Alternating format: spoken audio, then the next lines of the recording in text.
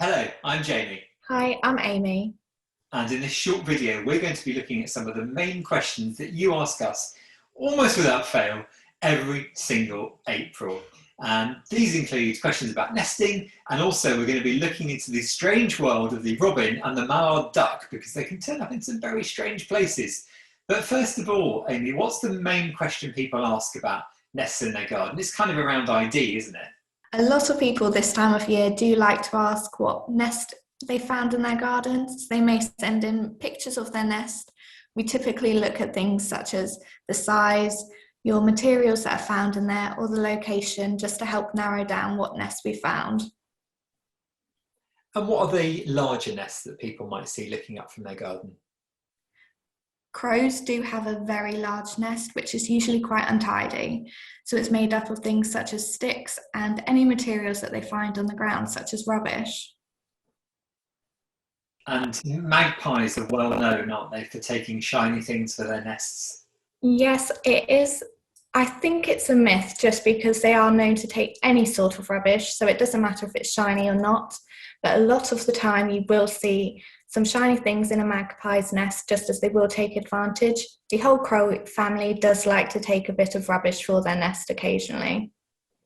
And another, the larger nest that you might see if you're in, maybe a suburban area, might be the red kite or other birds of prey. Red kites also pick up bits of rubbish, won't they? And they have quite a big nest. A lot of birds of prey will have very large nests and often they aren't very well structured. So they will almost look like a pile of sticks or things such as random bits of moss that they will try to hold it together. Things as red kites do often like to take random bits of rubbish as well to fill their nest just before laying the eggs.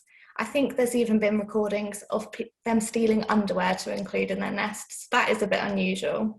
Goodness me, so make sure everything's pegged firmly onto your washing lines if you live near a red kite. But what a wonderful bird to see soaring above your garden. And now let's go down to the slightly smaller nests. And you mentioned location earlier. What are the kinds of things we're going to be seeing perhaps in the hedges that we've got around our homes? Dannocks, wrens and robins love to nest in hedges just because their favourite places to nest are either 2 metres or below. They can nest slightly higher than this, but they are the birds most commonly reported to us nesting within hedges. There are obviously different types of nest, and when we talk about a bird's nest, we have this perhaps picture in our head of this sort of cup-shaped, cosy, moss-lined thing surrounded by sticks and twigs. But other birds will be forming a similar sort of shaped nest, but perhaps in a hole in a tree or a nest box. What would we expect within a nest box? Tits are probably the most common thing to find in nest boxes. They love to take advantage of it, or either, as you said, holes in trees. They will love to nest in there as well. Their nests are usually in a nice neat cup, which is made up of things including wool and a bit of moss as well. And one of my favourite nests is the very tiny, sweet little cup nest of a goldfinch. And they seem to be built on the flimsiest, most kind of far-reaching high part of the small tree. And they're usually quite obvious. Certainly around here, I've seen them and been able to spot them on trees during the winter when the leaves aren't in the way. They look like they're quite fragile, but they do manage to hold on, don't they, goldfinch nests? Yes, goldfinch nests are commonly found in the forks of trees, so this can either mean near the base of the tree or on occasion it will be on the flimsy branch right on the edge. They do like to make a compact cup just to make sure it will hold onto the tree very well. So even during the high winds, there's not much chance that it will blow out, just because they do build them very well. So we've talked about blue tits and great tits, and we know that they'll happily nest in nest boxes, but there is another tit which has the most extraordinary nest. The long-tailed tit is one of my favourites, and the nest is such an odd creation, and the shape of it gives the long-tailed tit one of its old-fashioned names, bum barrel. Can you tell us a little bit about that nest? So unlike other tits, they won't be found nesting in nest boxes. They do like to build their intricate structures within trees, and this will be often woven together with cobwebs just to help it hold the intricate structure together by itself. And it's a beautiful thing. You probably won't see it because it's buried deep in the hedge, but if you ever come across one, they're beautiful to see. So those are some of the most common nests that you can look out for, and not forgetting things like the mud-based nest of the house martin, and we'll get a picture up on the screen now so you can see what I'm talking about. That's a totally different sort of nest altogether, but they're pretty obvious up on the side of your house. So there's a few to look out for. Now, we talked a little bit about hedgerows and trees and shrubs. We are asking that people don't cut their hedges at this time of year, aren't we? So we do get a lot of people asking when they can cut their hedges and trees. It is best if you are able to leave them be, especially during the main breeding season, which is during March to September for birds. This is because active nests, eggs and their chicks are all legally protected for wild birds. This is under the Wildlife and Countryside Act of 1981, so they can't be damaged, moved or destroyed. Now, there is one type of bird that will nest in all sorts of weird and wonderful places, the robin. What sorts of locations have robin nests turned up in? I do think that robins are probably the bird we get the most reports of nesting in unusual areas, just because we've had reports of them nesting in cigarette bins, letterboxes, bags, and even on some garden furniture, which people have stacked away during the gloomy weather. And obviously once it's starting to get a bit sunny, they want to take it out and they found a nest. So it is best if you've left anything in place for a while and it hasn't been used, if you're planning to move it, just make sure you give it a good check to make sure you're not disturbing a nest. This does include obviously cars.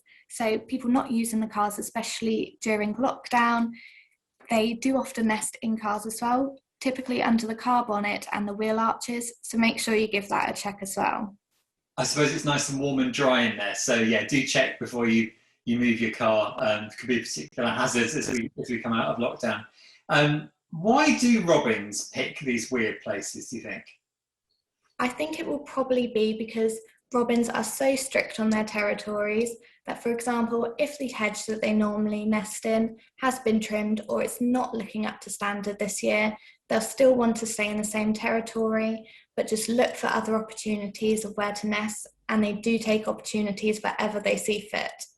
Amazing, adaptable little birds that have evolved in a way to live amongst us. And there's another bird, isn't there, that does turn up in gardens at this time of year with a nest, completely unexpected and a bit of a strange one. What's that? This one has to be the one that people find most surprising when they turn up in your garden. It is the mallard.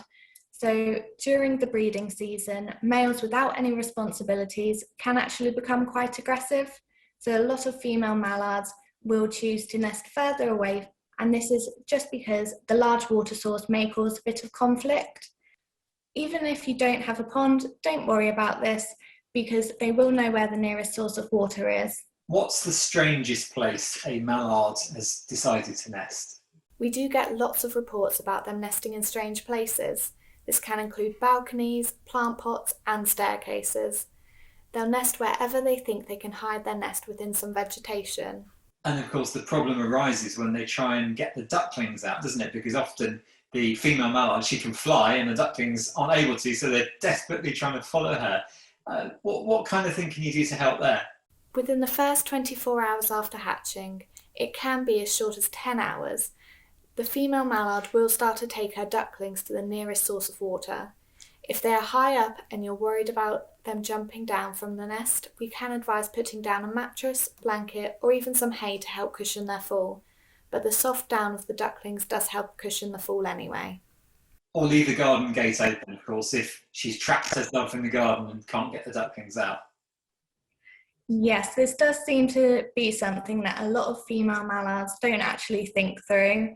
If you do have an enclosed garden with a gate, during the first 24 hours after hatching, just leave it open to help them on their way. Excellent. Well, thank you for answering all the questions, and thank you everyone for watching. Thank you.